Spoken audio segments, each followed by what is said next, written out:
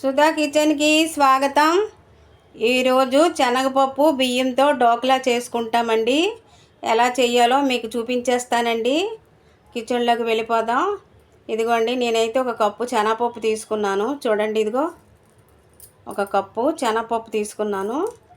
అలాగే రేషన్ బియ్యం అండి, ఇవి ఏ బియ్యమైనా తీసుకోవచ్చు. ఇవి రేషన్ బియ్యం తీసుకున్నాను నేనైతే. ఒక కప్పు శనగపప్పు, ఒక కప్పు బియ్యం, అలాగే పెరుగు అండి, ఇది పెరుగు, అలాగే పచ్చిమిర్చి, అల్లం రుబ్బేటప్పుడు వేసుకోవాలండి. నేనైతే 5 గంటలు నానబెట్టానండి ఇవి. ఒకవేళ నైట్లో నానబెడితే ఉదయంకి టిఫిన్ లాగా సరిపోద్దండి. రాత్రికి పడుకోనేక నానబెట్టుకుంటే ఉదయానికి టిఫిన్కి అందుతుందండి. అలాగే ఉదయం నానబెడితే సాయంత్రంకి టిఫిన్ లాగా అందుతుందండి. చాలా రుచికరమైన ఐటమ్ అండి. గుజరాతీ వాళ్ళది డోక్లా అండి.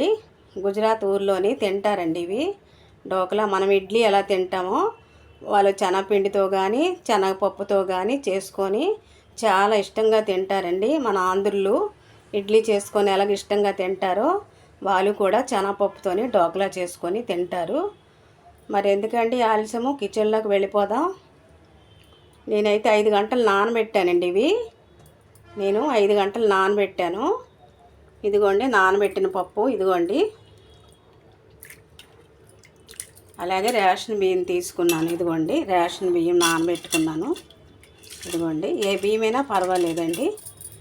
నేనైతే 5 గంటలు నానబెట్టుకున్నాను. ఇప్పుడు మిక్సీ చేసుకోవాలి.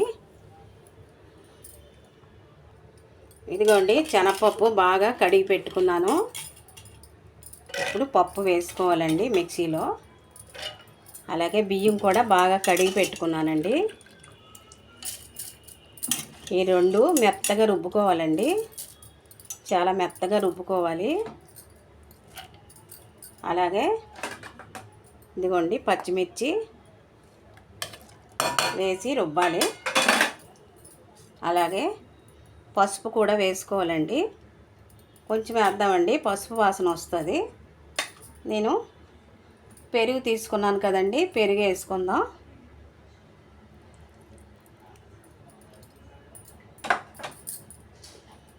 మిక్సీ చేసి తీసుకొస్తానండి.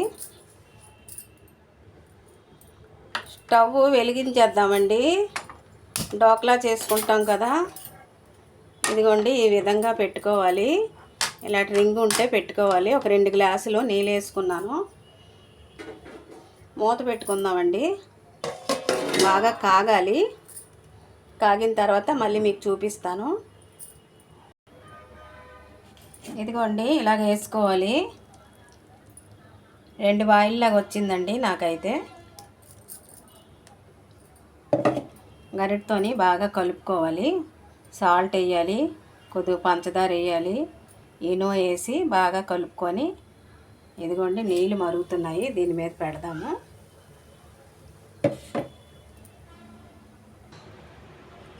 ఇదిగోండి ఈ విధంగా వచ్చింది. సాల్ట్ వేసుకుందాం.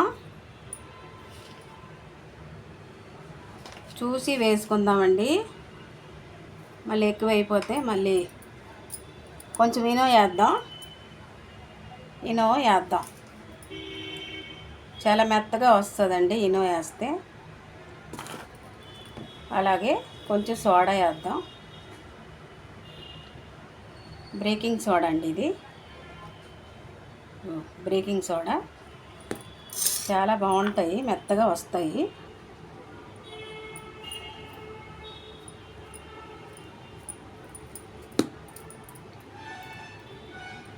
ఇదిగోండి. అలాగే కొద్దిగా కొంచెం సోడా వేద్దామండి. ఇదిగోండి వేసి బాగా కలుపుకోవాలి.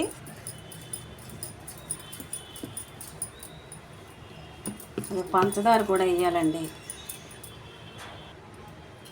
ఇదిగోండి కొద్దిగా పంచదార కూడా వేయాలి. వేసుకుంటే బాగుంటుంది.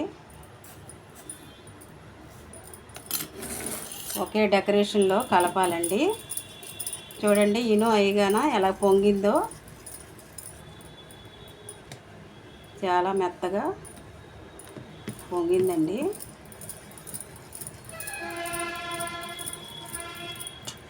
అలాగే దీనికి ఆయిల్ పాముకోవాలండి.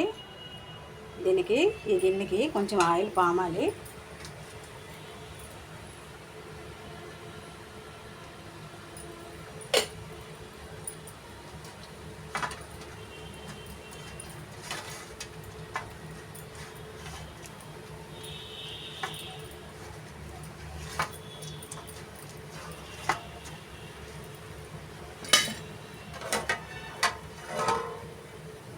ఆయిల్ ఎక్కువయ్యింది, ఇందులో మరుగుతుంది.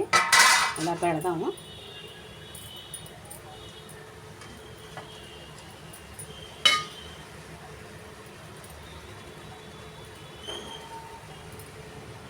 ఇదిగోండి, ఈ విధంగా కలుపుకున్నాము పిండి అంతా బాగా డెకరేషన్గా. ఇప్పుడు ఇందులో వేసుకుందామండి.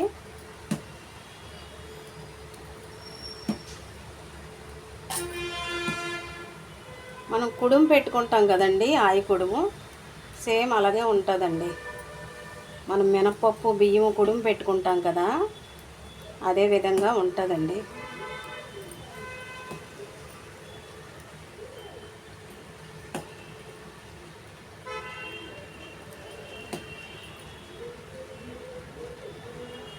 పొంగుతుందండి, కొంచెం ఎల్తి మీద వేసుకోవాలి,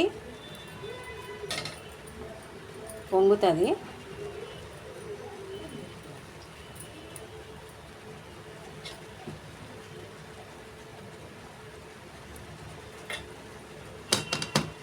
గిన్నెలా సర్దుకోవాలండి, సర్దుకుంటే ఒకలాగా వస్తాయండి.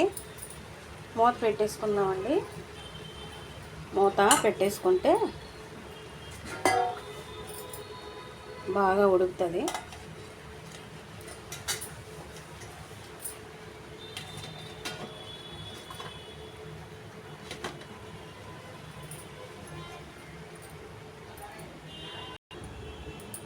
స్టవ్ వెలిగిద్దామండి.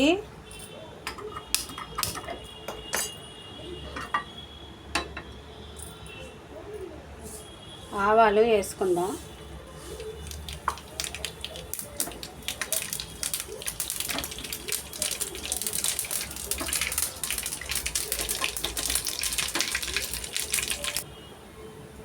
ఇదిగోండి పచ్చిమిర్చి వేద్దాం.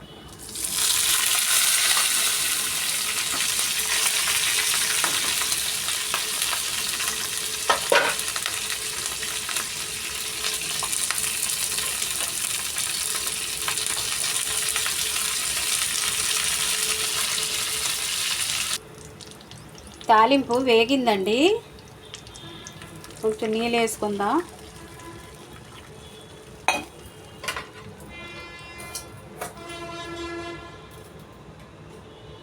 అలాగే పంచదార,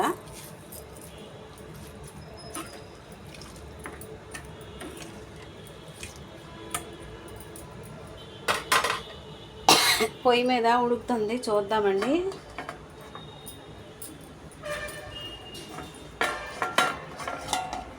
వావ్, ఎంత బాగా పొంగిందండి, చాలా బాగా పొంగింది, అంటుకోవడం లేదండి.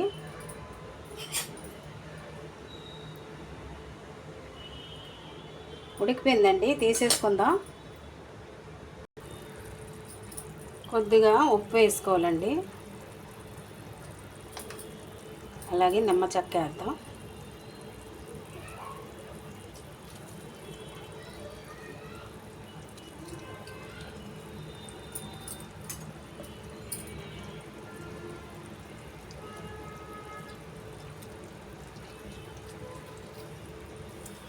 చాలా బాగుంటుందండి.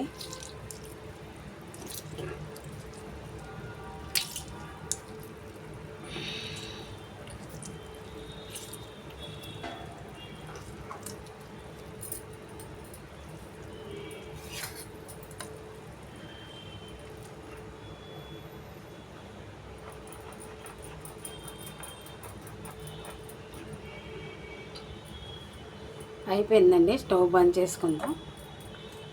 దీని సంగతి చూద్దామండి. ఇదిగోండి దించేసుకున్నాను, అయిపోయింది. చాక్తో ఇలా కోసుకోవాలి. ముక్కలు కోసుకుందామండి.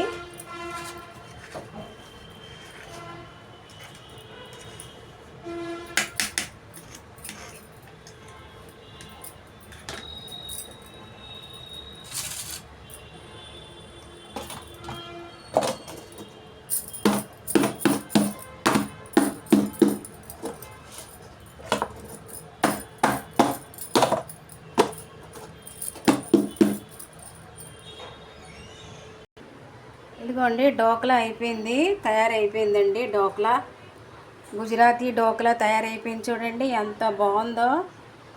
పీస్గా కోసానండి. చాలా స్పాంజీగా చాలా బాగా వచ్చిందండి డోక్లా. ఎమ్మీగా పుదీనా చట్నీతో కానీ కొత్తిమీర చట్నీతో కానీ తింటే చాలా టేస్టీగా ఉంటుందండి. మొక్క చూద్దామండి. ఇదిగోండి ఎంత క్రిస్పీగా ఎంత మెత్తగా వచ్చిందండి. చూడండి మెత్తగా ఉందండి, స్పాంజ్ లాగా చాలా బాగుంది, క్రిస్పీగా. పట్టుకుంటే ఇరిగిపోతుందండి, అంత మెత్తగా ఉంది. టేస్ట్ చేద్దామండి. చాలా బాగుందండి. అబ్బాబ్బా మాటలు లేవండి, మాట్లాడుకోవడం లేవు. చాలా బాగుంది.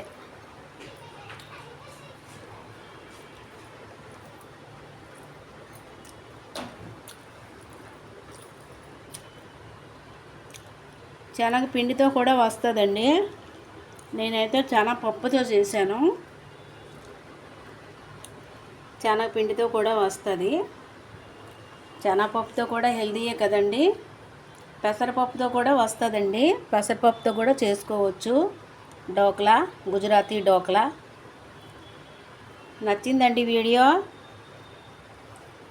నచ్చితే లైక్ చేయండి, షేర్ చేయండి, సబ్స్క్రైబ్ చేసుకోండి నా ఛానల్ని.